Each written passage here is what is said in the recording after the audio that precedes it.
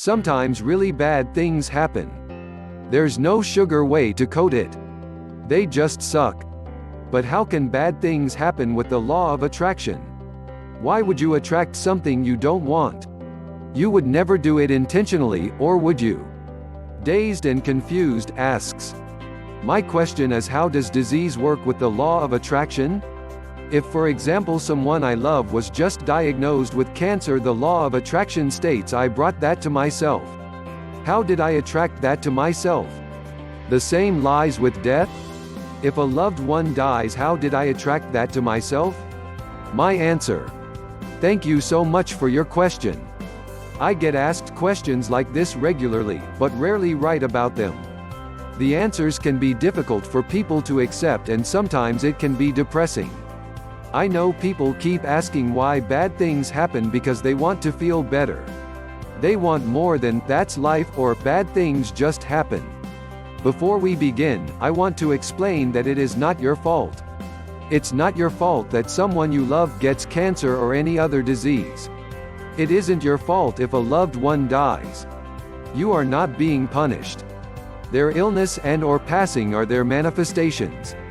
They are not your punishment. Your loved one doesn't become ill or die because something went wrong. You did not cause something bad to happen.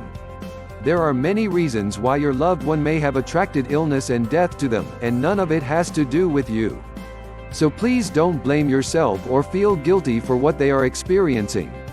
I know how difficult it can be to understand how the law of attraction works when it comes to illness and death. This isn't an easy topic. Think of it as advanced law of attraction. I know you want to know why bad things happen. Why and how did you attract an ill loved one into your life? Why is this happening to you? How did you manifest this experience in the first place? Honestly, there could be several reasons.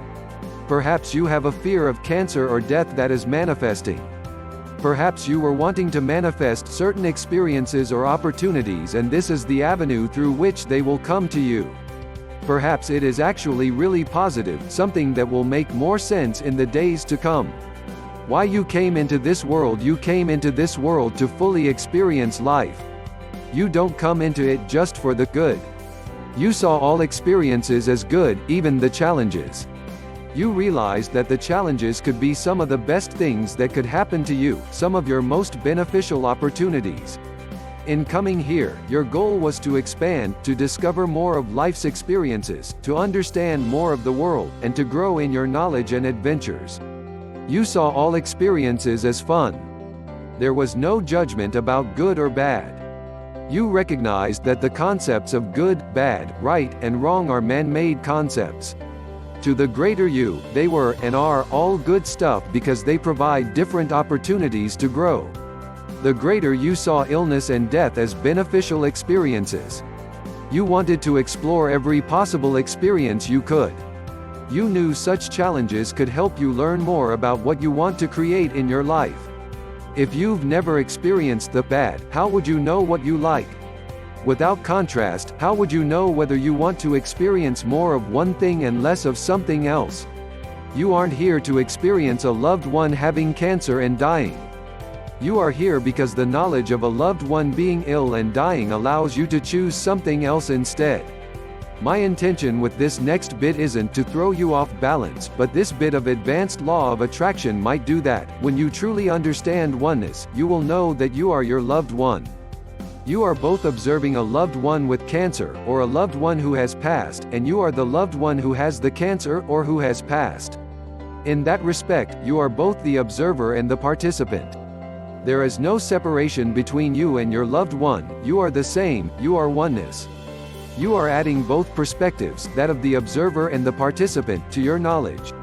It is when a person has experienced everything he chose to experience in a lifetime that he transitions to a non-physical state, what people generally call death. Thus, when a loved one passes, you are also gaining knowledge of how to transcend this existence.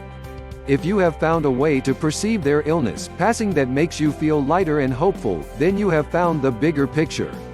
You understand how this experience fits into everything, and you are now able to shift your reality so that you no longer attract what you don't want. If you're still grasping at the big picture, don't worry.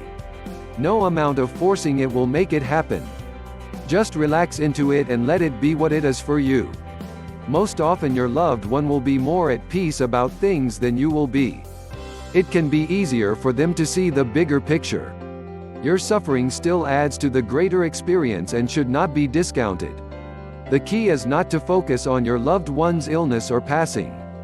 With the law of attraction, you attract what you focus on. You'll only attract more problems to you. Instead, focus on what you do want, your loved one's happiness. Using the law of attraction to stop attracting bad things, what you have manifested shows you what you are vibrating. It also helps you to change your vibration. Your experience of a loved one's illness and/or passing is there to help you.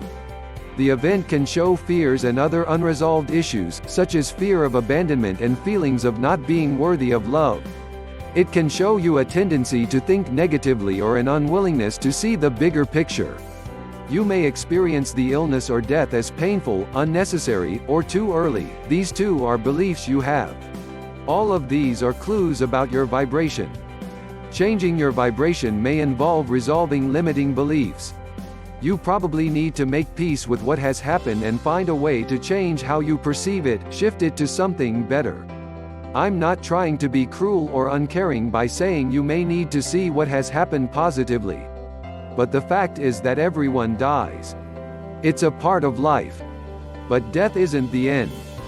We still continue after we have left this world. You will, your loved ones will, those you have lost still continue on. But holding on to the pain doesn't help them or you. It isn't honoring or serving anyone. No matter how difficult your experience is, it's there to help you shift to a place where you can more easily attract what you do want.